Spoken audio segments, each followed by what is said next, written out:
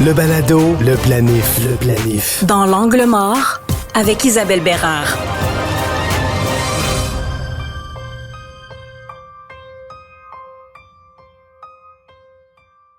Ouais, je pense que c'est un danger quand on investit dans quelque chose qu'on aime et puis on y va, là. All in, comme on dit en bon québécois, là.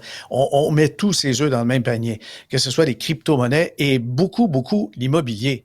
Isabelle, investir uniquement en immobilier, il y a un angle mort, il y a quelque chose là qu'on oublie certains. Oui, bien, c'est sûr qu'il y a des gens qui ont cette croyance-là que l'immobilier, c'est l'investissement parfait, sans risque, qui ne fait que toujours augmenter, mais effectivement, de se concentrer uniquement sur les investissements immobiliers, ça peut effectivement devenir plus risqué.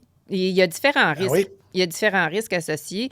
Donc, le premier, c'est le risque de concentration. Donc, évidemment, si on est concentré, qu'on n'a que des investissements immobiliers, ben on n'a aucune diversification. Et l'immobilier, en plus, ça devient plus difficile aussi de se diversifier. Souvent, on va être sur un marché très régional ou très local. Donc, on va être entièrement dépendant de la demande et l'offre là, de ce marché-là, le prix des loyers dans ce marché-là. Et si le marché stagne ou si les loyers ne sont pas à la hauteur de nos attentes, bien, puis on n'a aucun autre actif pour pallier à ça, ça peut devenir un risque. L'autre risque, c'est le risque de taux d'intérêt. Il y en a plusieurs propriétaires immobiliers qui l'ont vécu d'ailleurs dans les dernières années.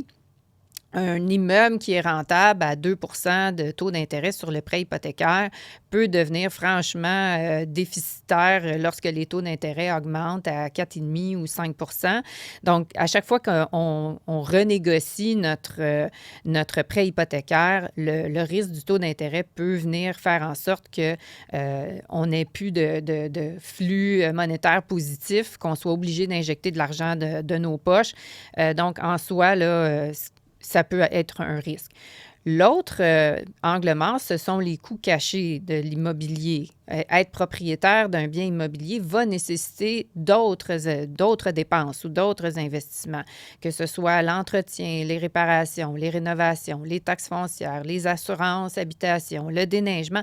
Donc, tout ça, ça s'additionne et ça vient aussi réduire la rentabilité de notre bien. On a aussi le risque d'illiquidité. Donc, tout notre argent est immobilisé dans de la brique, là, comme je dirais. Ce qui veut dire que si on a un imprévu, là, on a une bad luck, puis on aurait besoin d'avoir un 20-25 000 là, pour ça, si notre argent est dans la brique, c'est très difficile. On va être soit obligé de vendre l'immeuble dans sa totalité, ou refinancer ou aller chercher une marge de crédit. Et là, à ce moment-là, l'argent, on est obligé de payer de l'intérêt pour l'obtenir. Donc, ça aussi, là, ça devient un petit peu plus difficile. Il y a aussi le risque fiscal. Les gens oublient que l'immobilier, c'est pas toujours nécessairement avantageux au niveau fiscal. Donc, on a les revenus locatifs annuels viennent s'ajouter à nos revenus d'emploi, par exemple, et c'est imposable. Donc, il y en a qui se disent, pas de problème, moi, je vais déduire toutes mes dépenses, mais je vais aussi prendre une déduction pour amortissement sur la bâtisse. Ça va venir réduire mon fardeau fiscal. Je déclarerai à peu près pas de revenus imposables. Mais la déduction pour amortissement, ce que les gens ne savent peut-être pas, c'est qu'on doit la repayer au gouvernement le jour où on va vendre l'immeuble. Et le jour où on va vendre l'immeuble, si on a fait un gain en capital, bien, le gain en capital est aussi imposable. Et là, les lois fiscales peuvent changer. On l'a presque vécu là, en 2025 où le gouvernement nous disait qu'il voulait peut-être changer le taux d'inclusion sur le gain en capital au-delà de 250 000. Bien, les propriétaires immobiliers, il y en a qui ont eu très peur que cette loi-là entre en vigueur.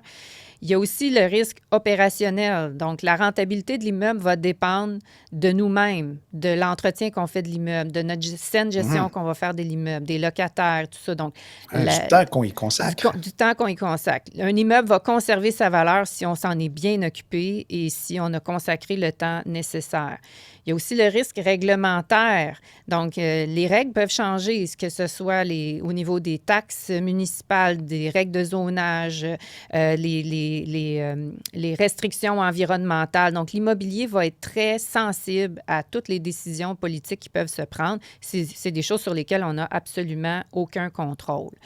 Et l'immobilier connaît aussi des cycles. On a l'impression que les prix ne font qu'augmenter, mais l'immobilier a déjà connu des périodes de stagnation où les prix n'ont absolument pas bougé pendant de longues Pendant que périodes. l'inflation, elle, bougeait à la hausse, ça nous Oui, coûtait plus cher de toute ça façon. continuait de nous coûter plus cher au niveau de nos dépenses, mais la valeur de l'immeuble, lui, stagnait, n'augmentait pas. Puis on a même connu des périodes où le marché a été même baissier. On a connu une baisse de la valeur de l'immobilier.